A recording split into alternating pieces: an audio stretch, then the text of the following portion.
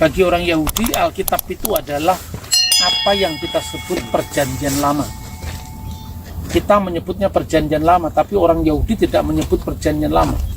Dia menyebutnya buku yang sama, yang kita yakini itu dengan sebutan Tanakh. Tanakh itu singkatan dari Torah, Nebim, Ketubim. Nah, Yesus sendiri ketika berbicara tentang dirinya, ia berkata kepada mereka, Lukas pasal 24:44, inilah perkataanku yang telah kukatakan kepadamu ketika aku masih bersama-sama dengan kamu, yakni bahwa harus digenapi semua yang tertulis tentang aku dalam kitab Taurat Musa dan kitab Nabi-Nabi dan kitab Mazmur. Taurat Musa, kitab Nabi-Nabi, Nebiim, dan kitab Mazmur, karena dalam urutan ketiga yang namanya Tehilim atau Mazmur itu termasuk urutan terakhir yang disebut Ketubim, yaitu tulisan-tulisan yang lain selain kitab Nabi-Nabi dan Taurat Musa. Nah, yang kedua, siapakah yang disebut kaum Eseni? Kaum Eseni itu adalah salah satu dari 3 aliran utama Yahudi pada zaman itu. Yang pertama Saduki. Saduki itu yang menguasai institusi bait suci, Sanhedrin, mahkamah agama. Ya, pokoknya ruling class itu dikuasai mereka. Mereka punah ketika bait Allah dihancurkan oleh Jenderal Titus tahun 70 Masehi. Karena profesinya hilang sebagai elit bait suci hilang. Yang kedua, sekte Eseni. Sekte Eseni itu muncul tahun 152 sebelum Masehi. Ketika mereka kecewa dengan bait suci di Yerusalem, lalu menjadi imam besar itu namanya Onias keempat, didesak kedudukannya oleh salah seorang raja dari dinasti Hasmonaim namanya Yonatan Makabe.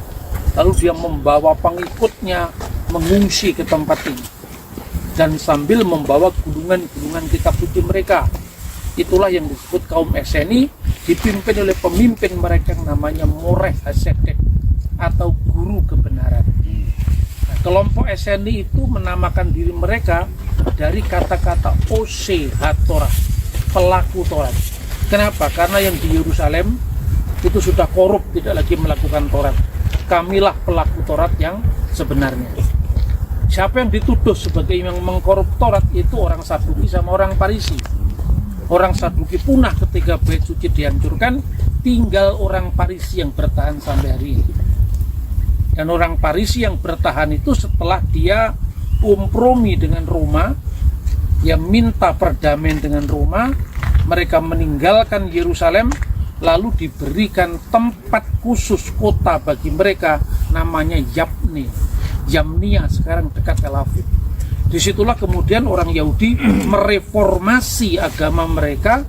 Yahudi yang sekarang tanpa bait Allah, tanpa korban binatang, sehingga pusat ibadah mereka bukan lagi bait suci yang sudah hancur, yang tadi kita lihat tinggal tembok ratap tangis, tetapi sinagog yang semua menghadap ke Yerusalem. Di antara orang Yahudi itu yang bertahan hanya 2, yaitu orang Farisi yang sekarang jadi Yahudi modern ini, plus Kristen.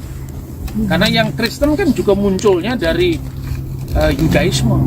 Nah, saudara-saudara, maka setelah teks-teks itu dikumpulkan, ditemukan tadi, lalu membandingkan antara naskah yang usianya lebih dari 2000 tahun dengan naskah Taurat yang selama itu dipegang oleh baik Yahudi maupun Kristen, ternyata tidak ada pemalsuan. Sekarang ada pernik-perniknya juga.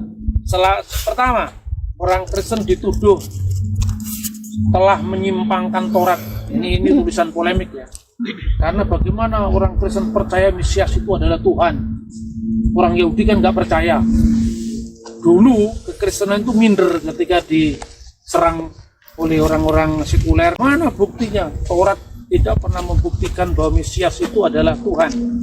Dengan penemuan Laut Mati ini semua terbuka, bahwa orang Yahudi yang sekarang menganggap Mesias itu hanya manusia biasa, Itu salah satu reaksi terhadap kekristenan, yaitu pada Konsilium Nia, kira-kira di bawah tahun 100 Masehi. Karena itu kita jangan minder. Dengan penemuan Laut Mati itu di gua keempat, nomor naskahnya itu 4 Ki. 4 itu di gua keempatnya ada 11 gua. Dan tahun 2017 ditemukan 1 gua lagi, baru tahun 2017. Ya, di gua keempat 4 Ki, nomornya 246. Itu ada semacam peser, itu tafsiran dari kitab Nabi Daniel. Lalu di dalam kolom kedua, baris pertama, itu ada ungkapan dalam bahasa Aramaik. Bahasa Aramaik adalah bahasa yang dipakai oleh Yesus, di mana di situ diungkapkan kata-kata bereh di el yetamar ubar elyon jikruneh. Namanya akan dipanggil anak Allah, dan mereka akan menyebutnya anak Allah yang maha tinggi. Ini bukti dari Dead Sea Scroll, naskah Gulung Laut Mati, bahwa Mesias yang ditunggu-tunggu oleh orang Esseni bukan manusia biasa, tapi anak Allah, persis dengan yang dikatakan Perjanjian Baru. Jadi sekali lagi saya katakan, kekristenan tidak pernah ngarang bebas. Tuhan telah mengirimkan bukti demi bukti, sampai hari ini pun kita masih bisa menyaksikan itu. Yang kedua, ada juga tuduhan Kristen dianggap memalsukan terjemahan Alkitab. Karena kalau saudara-saudara ini misalnya membaca ya, dalam Mazmur pasal 22, ini saya ambil satu ayat saja, nanti di kali lain saya akan sampaikan lagi. Satu ayat saja, Mazmur pasal 22 ayat 16. Ini dalam terjemahan bahasa kita, bahasa Indonesia. Artinya, sebab anjing-anjing mengerumuni aku, gerombolan penjahat mengepung aku, mereka menusuk tangan dan kaki. Apa yang dipahami orang Kristen? Mereka menusuk tangan dan kakiku. Ini Mazmur penyalipan. Dan kita mendapatkan terjemahan mereka menusuk tanganku dan kakiku itu dari Alkitab Septuaginta yang diterjemahkan pada abad ketiga sebelum Masehi, jadi lebih tua lagi, di Alexandria. Ketika mereka, orang-orang Yahudi, membaca Mazmur terjemahan Kristen, termasuk King James Version, termasuk terjemahan Baru Indonesia, Kristen telah memalsukan Alkitab. Dalam teks aslinya tidak ada kata mereka menusuk. Dalam teks aslinya yang ada adalah seperti singa tanganku dan kakiku.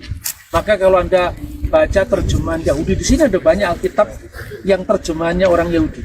Namanya The Holy Bible, tapi hanya Perjanjian Lama. Tertulis like a lion, my hand and my feet. Seperti singa, tanganku dan kaki. Dan itu naskah Masoretik memang berbunyi seperti itu. Kari, ari itu singa. Ari seperti singa. Kari, yadai, my hand, tanganku, dan yadai, bereglai, dan kaki. Tetapi tahun 1953, jadi penemuan pertama 1947, penemuan kedua itu terus digali tahun 1953, ditemukan gua-gua lagi namanya Nahal Hefer.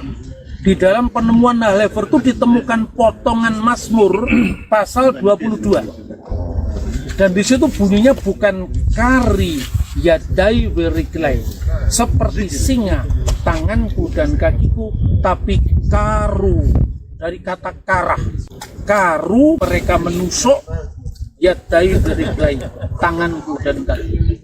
Wah, spontan langsung orang-orang yang anti Kristen mengatakan, ini pasti naskah Laut Mati itu keliru, pasti naskah Laut Mati itu teledor dalam penyalinan karena banyak kesalahan dalam naskah Laut Mati.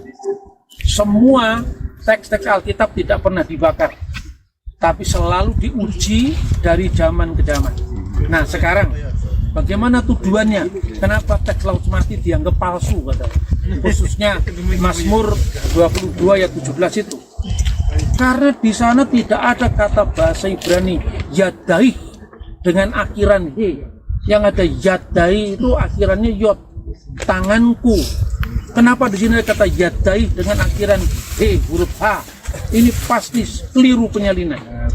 Pertama harus saya katakan, kita tidak boleh mengukur sejarah 2000 tahun yang lalu dari ukuran zaman sekarang.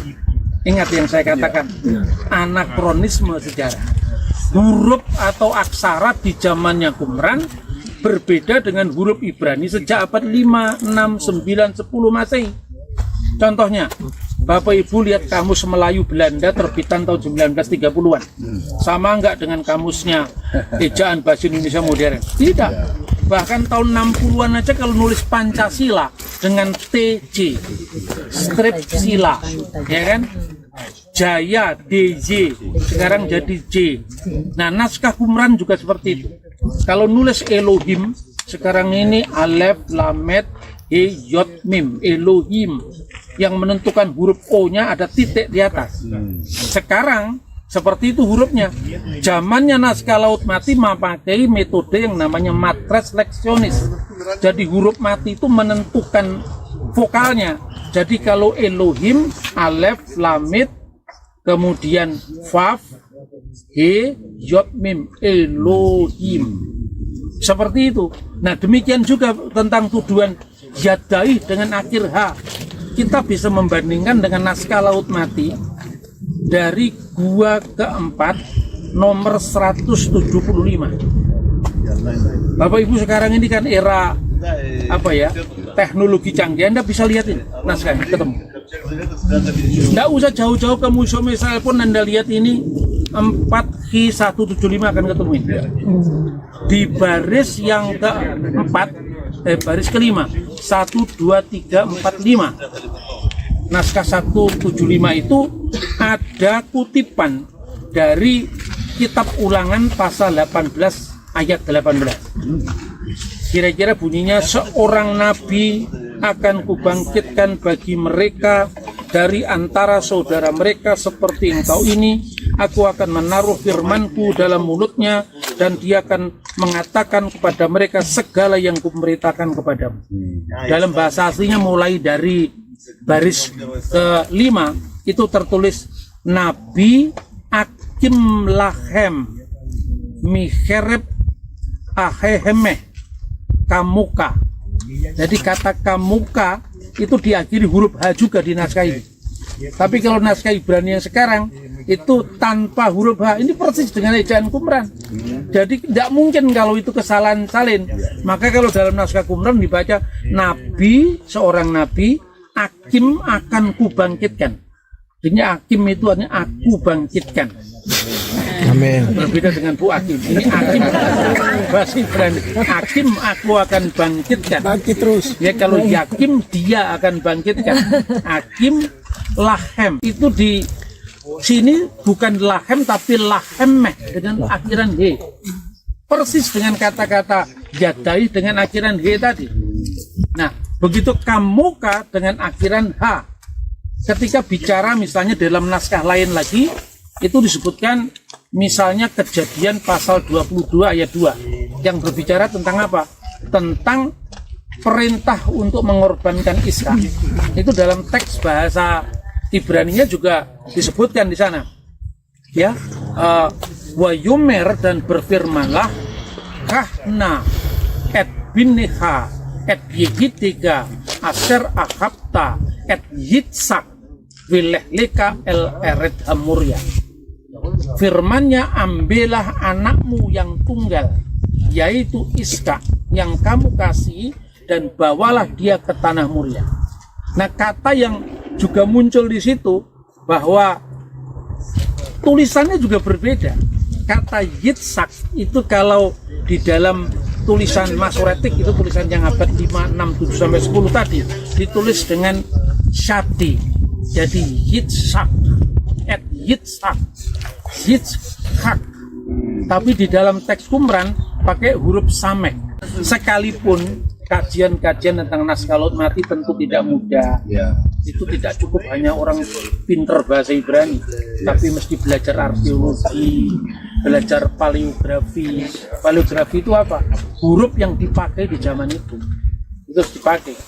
Tapi dengan penyajian yang ringan tapi serius ini, semoga peziarahan kita lebih berarti dalam kita semakin setia mengiringi Tuhan Yesus sampai Tuhan datang menjemput kita, yaitu para pengantinnya.